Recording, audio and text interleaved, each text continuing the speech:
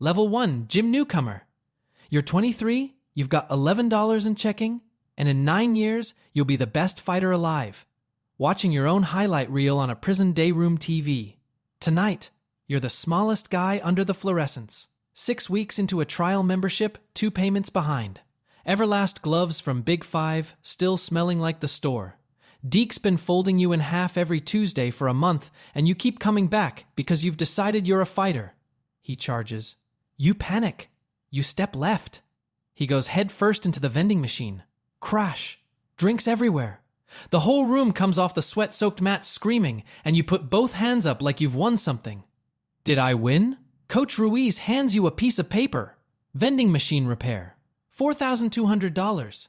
Congratulations, you're paying for it. I don't even have $20. Then somebody starts clapping. Slow. A man named Marcus, coming from the corner in a suit worth more than your car. Forget the vending machine.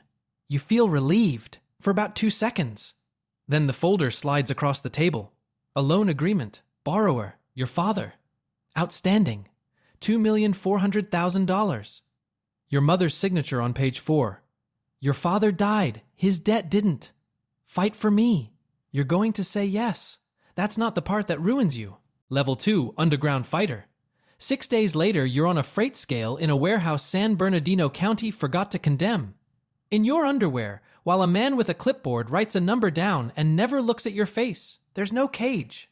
4 shipping containers pushed into a square and a rectangle of chalk on the concrete. The concrete is the part nobody warns you about. You cut 9 pounds in a bathtub the night before because a guy at the gym said garbage bags work. Garbage bags work. That's the problem with bad advice. Enough of it is true to keep you listening. You make weight at 4.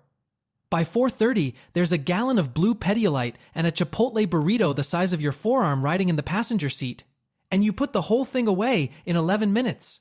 Everybody does this once. Nobody rings a bell. Somebody just yells and it starts.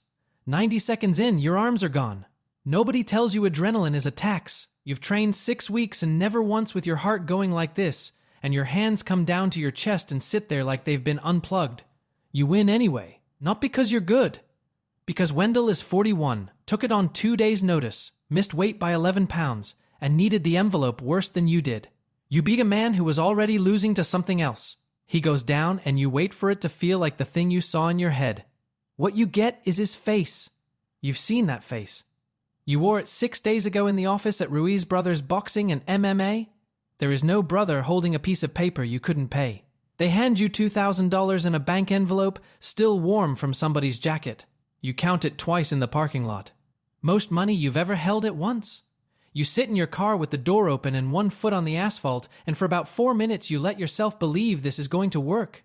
The statement comes Tuesday. $2,399,400. $600. That's the exchange rate. 1 hairline crack in your orbital bone and a man's face you'll still be able to describe 9 years from now. You read the itemization because you assume there's a mistake. Corner fee, tape and wraps, transport, event servicing, which is never explained. And interest accrued during the event, the number was getting bigger while you were unconscious on your feet. 4 lines down, there's an entry you skim right past, acquisition. $4,200. You don't stop on it. You've got frozen peas on your face and a piece of paper telling you you're 0.04% of the way home. So you ask Marcus how many fights that is. He lights up. Nobody ever asks him for the math. He does it out loud on his phone, cheerful as a man working out a tip, and the figure is longer than you've been alive. Then he puts the phone away and tells you that you're thinking about it wrong. You're not in debt, he says. You're in a position. Positions get managed. Here's the part you'll want to skip when you tell this later. You understood him. Peas on your face, the arithmetic still in the air, and you knew exactly what had just been explained to you. And then you asked him when the next one was. Level 3, crowd favorite. 11 fights later, people start showing up early. Not for the card, for your walk. There's no music, no announcer, no walk to speak of. You come out from behind a container and cross 40 feet of cold concrete, and 200 people stand up for it. Nobody has ever stood up for you before. Not once, for anything. Marcus notices before you do. Somebody spray paint a stencil on container 3, and by the next month there are $10 shirts at the door with the same 2 words on them. The debt collector. You don't see a cent of it. You don't ask. Either asking would mean admitting you noticed, and you're not ready to be the guy who noticed. You hate the name for about a week. Then you come in one night and find the stencil's been redone sharper. Somebody took time with it, and you stand there looking at it a second too long. That's the trap, not the debt. That. By spring, you're showing up early yourself, not to warm up. You park across the lot with the engine off until the noise inside has a floor to it, and then you walk in. You've timed it.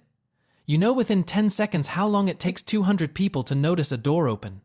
Nobody taught you that. You worked it out alone, in a car, the way you work out anything you want badly enough. You are 2 years into paying off a dead man's loan, and you have started scheduling your own entrance.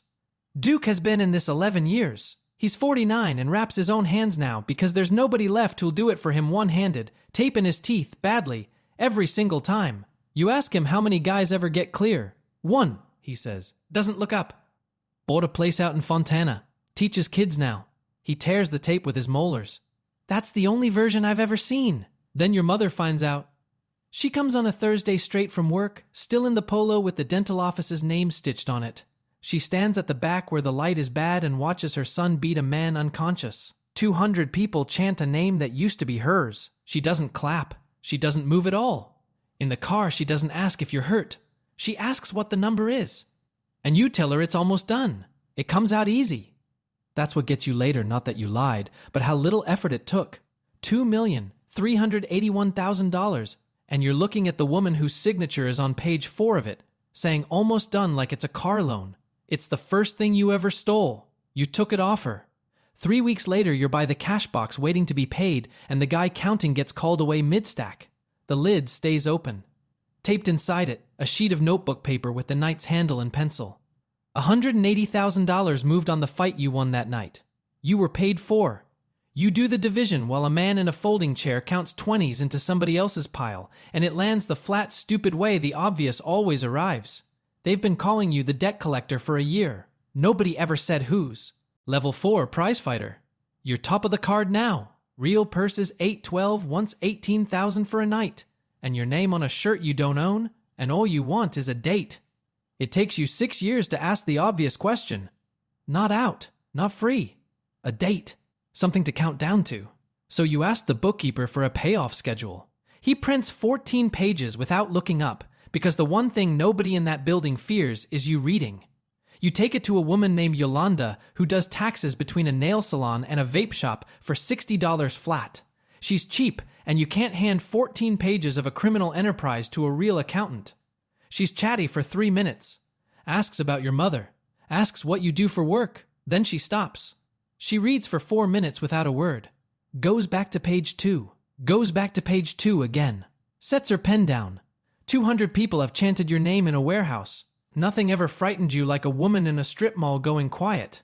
The original loan was $190,000. Your father borrowed it for an HVAC business that had 4 vans, and then 2 vans, and then a lien. Everything after that is decoration. Interest applied twice, once to the principal, once to itself, which is not legal and also not difficult. Late penalties on payments made on time. Default penalties for defaults that never happened. Management fees for management nobody performed monthly 6 years. A processing charge on the fees. And $4,200 itemized as acquisition, dated the week you broke a vending machine. Yolanda runs it clean. Under an hour with a pencil and the back of a client intake form. Against the real number, you cleared it in March. March. You have been fighting for free since March. 9 fights. The broken nose was free. The 2 teeth were free. The night you fought with 101-degree fever because the card came up short free. You sit on the curb outside the nail salon and don't feel anything at all, which turns out to be worse than what you'd braced for. And then you think about the $4,200. It was never a repair bill. Ruiz never fixed that machine. It's still in the corner with the door hanging off under the same flickering fluorescent panel, everybody's gym bags stacked on it. There was no repair. There was a price. And you stood there holding your own receipt, while a man in a suit read it over your shoulder. You bring it to Marcus expecting a fight. You've been rehearsing in the car. He doesn't deny one line of it. That's what you aren't ready for. He walks you through it like a man proud of a business, because he is. He doesn't sell money, he says. He sells the belief that it can be paid back. Sick parents. Bad Thursdays. Businesses with 4 vans that become 2. I don't find desperate people, he says. Desperate people find me. I just make sure they arrive somewhere. Then he turns to page 11 and shows you your own initials. You were 23 and up since 5. It sends disputes to arbitration in a state you've never set foot in, at your expense. It's legal enough not legal. Legal enough to be unwinnable in a court you can't afford. He asks if you have any other questions. You should run. You have a car, a mother in Rialto, and nothing on paper tying you to any of this. You ask him when the next fight is. There's only one room in the world where this paper exists, and you are standing in it. So you stop trying to get out. You start taking notes. Let me say one thing, and then I will not bring it up again. A lot of you asked how I make this style of YouTube videos, so I gathered all my tactics for starting a channel like mine in this guide. If you want it, the link's below. Now let's get back to the video. Level 5, team leader. You start with Tavo, because he's the biggest and the quietest, and you assume that means something. You get 9 words in something about what he's paid per fight, and he stands up mid-sentence and walks out of the room with one glove on. Nobody explains it to you. Nobody has to. Fighters don't talk about purses. Not ever. Not with anyone.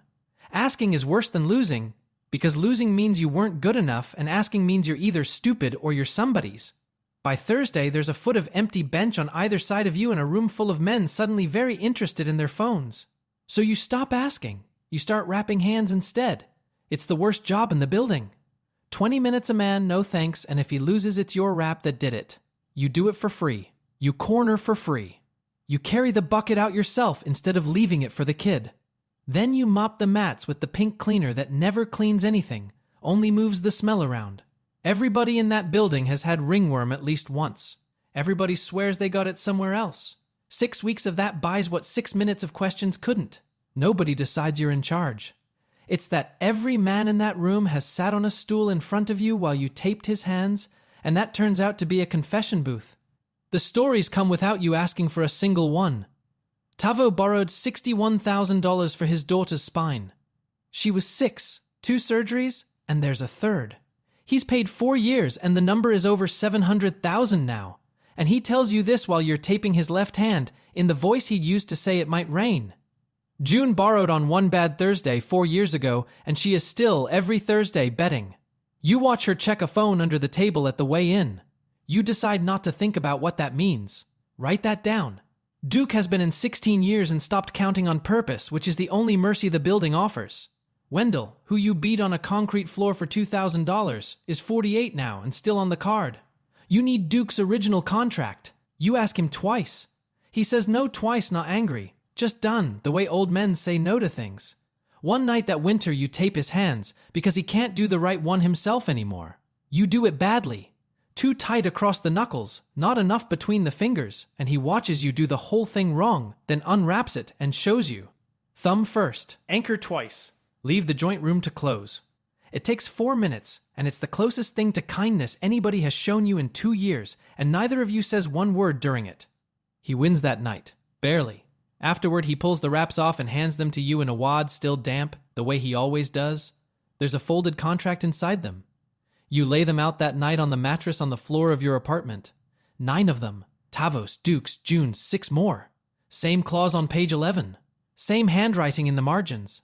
Same made-up fees under different names, servicing, retention, event management, and in every one. Somewhere in the first month. A 4-figure line item that has nothing to do with money anybody borrowed. The price of the person, written down. 9 times 9 different numbers, none higher than a used car. You photograph all of it. You put the phone face down. And then you remember that you told June about the mattress on Tuesday. Level 6, contender?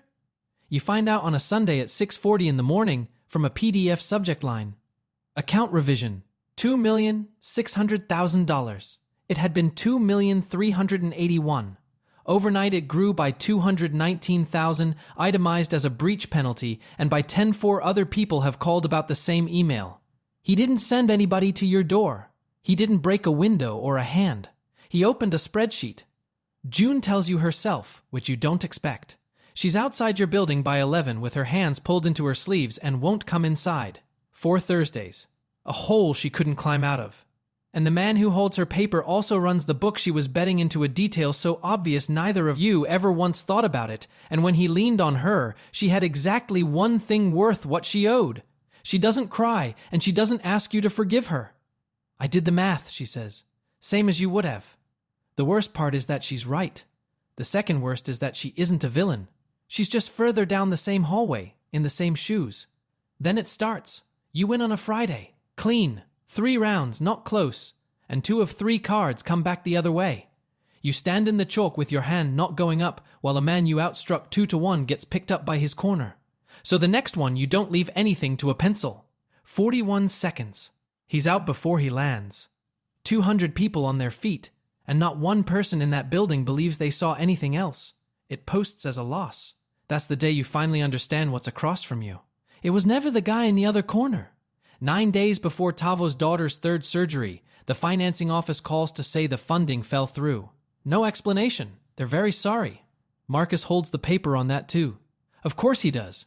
Sick kids are the entire business. So you use the machine backward. You take a fight against a 20-year-old with a good right hand and nothing behind it, and in the second you let him land it. On purpose. You make it look like a man who quit, because the version where you quit is worth more to Marcus than any version where you win. They boo you the whole way out. Somebody throws a shirt at you.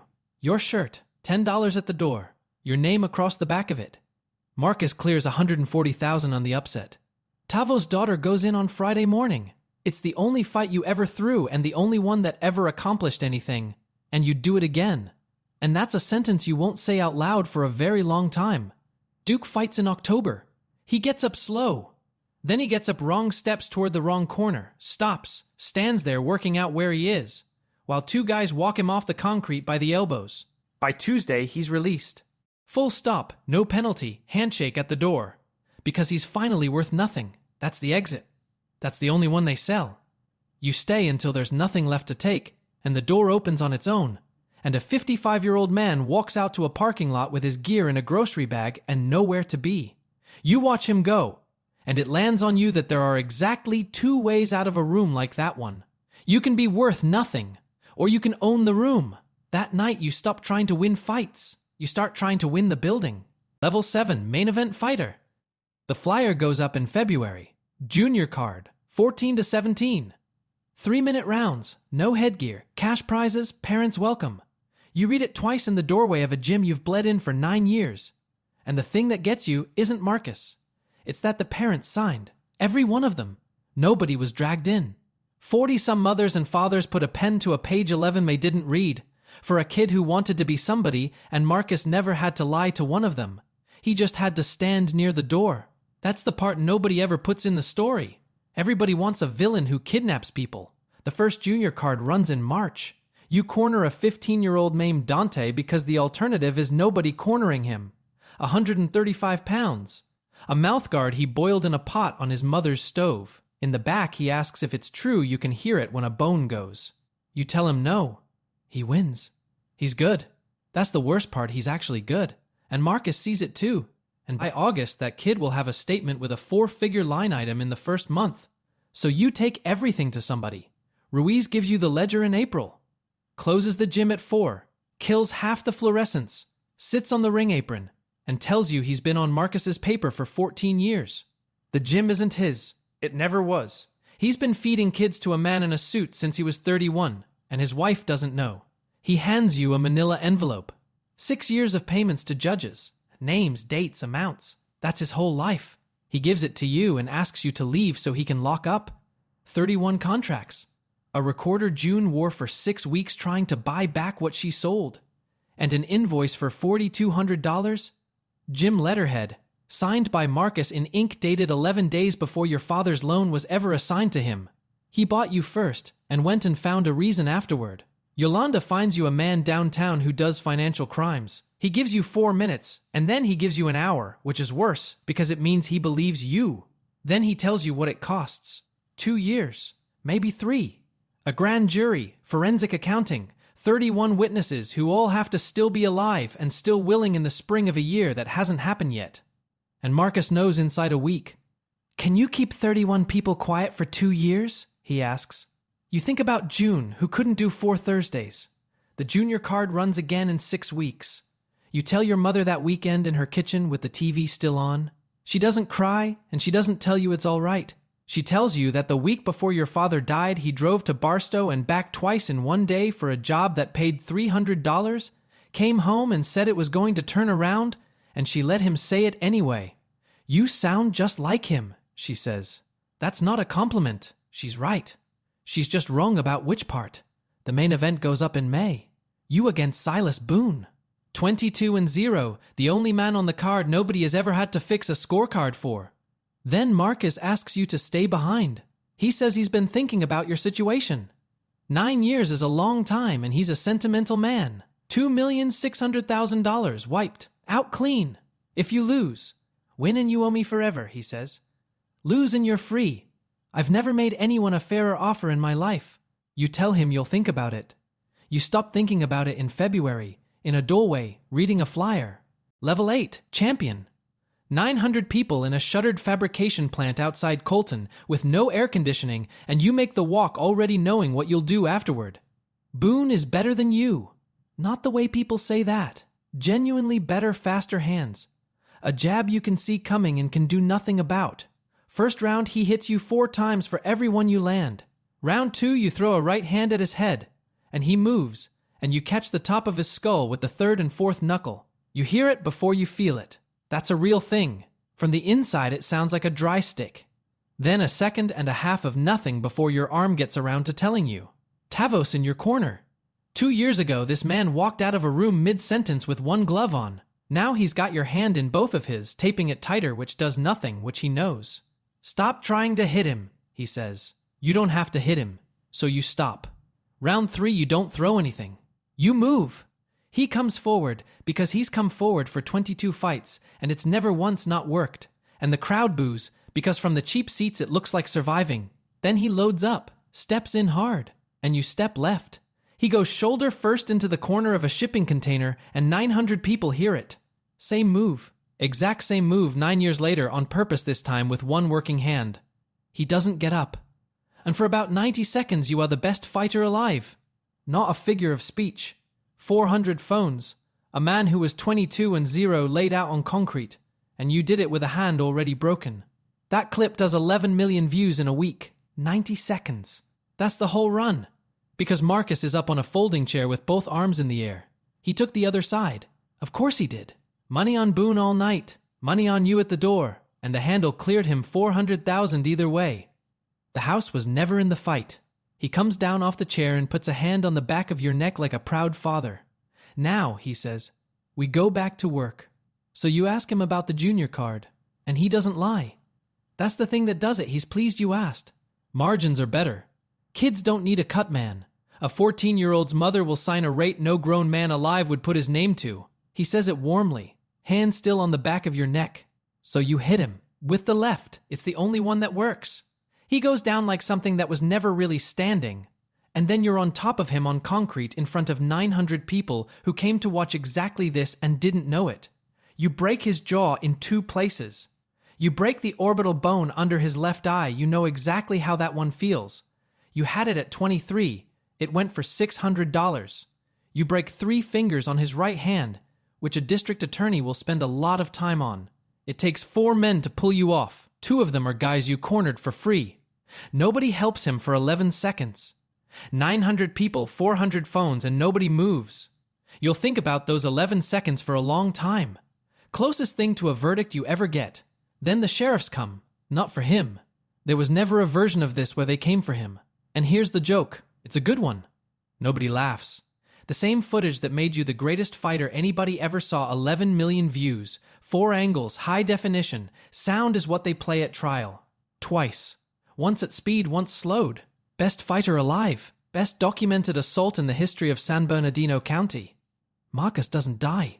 He wears a neck brace to court, cries on the stand, and goes home to a business that doesn't miss a single Saturday. Your right hand won't close. It doesn't close that night. It doesn't close in 6 months. It never closes again. Doesn't matter. Nobody's going to let you fight anyway. 7 years. Level 9. MMA coach. Prison is the only place you've ever been where everybody knows exactly what they're worth. Out here, people guess. 7 years. Out in 5.5. They make a documentary about you in year 2. An hour about the greatest one-handed finish anybody ever filmed, and you watch it in a day room with 40 other men, on a TV bolted 11 feet up a wall. A guy asks for your autograph. You sign it with a golf pencil, because a golf pencil is the only thing they let you hold. Best fighter alive. 4 inches of wood, no eraser. Duke dies in year 3. Nobody tells you. You find out in year 4 from a Christmas card, in a sentence that wasn't even the card's main news. Tavo's daughter walks. The one good line in 5.5 years. She writes to you twice a year and never once mentions what you did. Dante fought that circuit until he was 22. Marcus ran the junior card for 6 more years. You knew that the whole time you were inside, which is a specific kind of arithmetic to do at 2 in the morning on a bunk. You didn't destroy anything. You just stopped paying. You get out on a Tuesday. Your mother's car. Same bad heater. The unit is 1,100 square feet between a nail salon and a vape shop. 2 doors down from where Yolanda once charged you $60 to explain that 9 years of your life were a clerical decision. Your name is on the lease. A felon can hold a lease. There are about 4 things a felon can hold, and that's one. The sign out front still says Nails Superior. A new one runs $1,900 and the mats came first. Used mats off a closing gym in Ontario. Fluorescents that buzz. The same pink cleaner that never cleaned anything in Ruiz's gym, except now you're the one mopping with it. The invoice is in a drawer under the register, not as evidence. There was never going to be evidence. Your right hand still doesn't close. You show a kid how to throw a right hand left-handed and explain the rest with your mouth. One rule on the wall, hand-lettered, because a printed sign costs money. Nobody here fights for money.